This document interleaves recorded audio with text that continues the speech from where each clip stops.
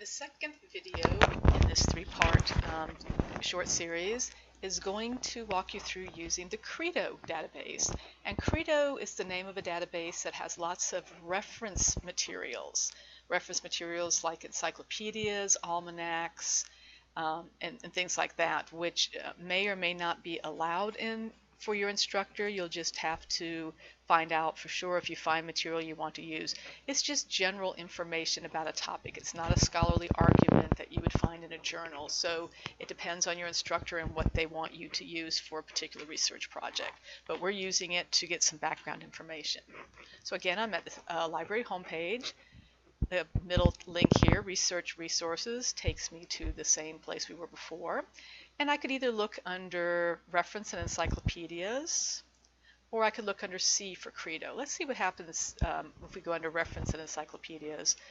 I've got Oxford, Gale Virtual Reference Library, ProQuest Research Library, a lot of different things, but we're just interested in Credo for the moment.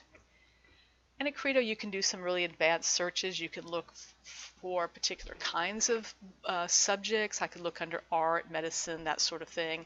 But we're going to do just like we did before and put in a specific search term. So I'm going to go back to the instructions for the assignment, if I can find them. Here we go. So the second thing I'm being asked to do is I'm using the Credo reference database to find sources on topics from the Boreas Sachs article.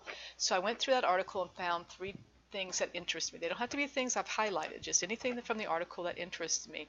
So I chose Hieronymus Bosch, I chose Abrahamic religions, and Kawanabe Kiyose, a painter. So those 3 I found interesting, and I'm going to, let's look up Abrahamic religions here. Well, actually, let's look Hieronymus Bosch. He's one of my favorite Renaissance painters. So let me just copy that so I don't have to type it again. It's hard to type and hold a microphone. So where's my database? Here's my Credo database. All right. So again, I'm just going to do a basic search. Control V for that title, hit my search, and let's see what comes up. All right, a whole bunch of things. Right? And I get lots of these little pictures. That's really nice, so I can sort of look at all his artwork. If you haven't looked at his artwork before, it might be something you want to look at, talking about monsters for sure.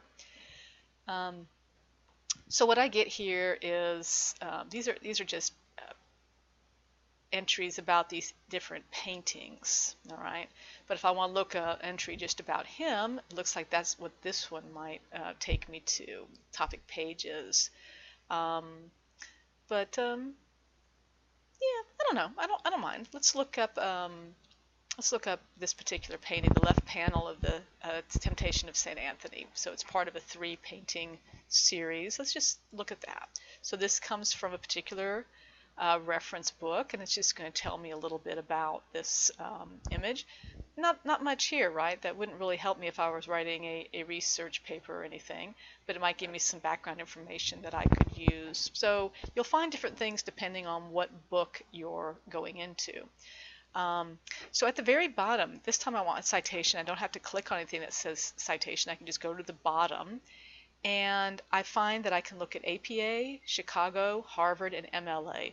So unlike the Films on Demand, which defaults to MLA, I have to choose MLA. We're not working with APA for our arts paper. It's the wrong kind of citation. We're looking for MLA. So I'm just going to click on it, and you'll see that changes format. And again, I can copy that into my assignment. So let's look at our sample again. So what I have are the 3, and I went ahead and did these in hanging indent, right, the way that they're supposed to look. So I just copied it in exactly as it is. It shows the title of the article, the title of the reference book it came from, the editor of that reference book, where it was published, the name of the publisher, the year it was published, what database I got it from, the fact that it's a web source, we'll talk more about that a little later, and the date that I retrieved it. And that is all there is to using the Credo database.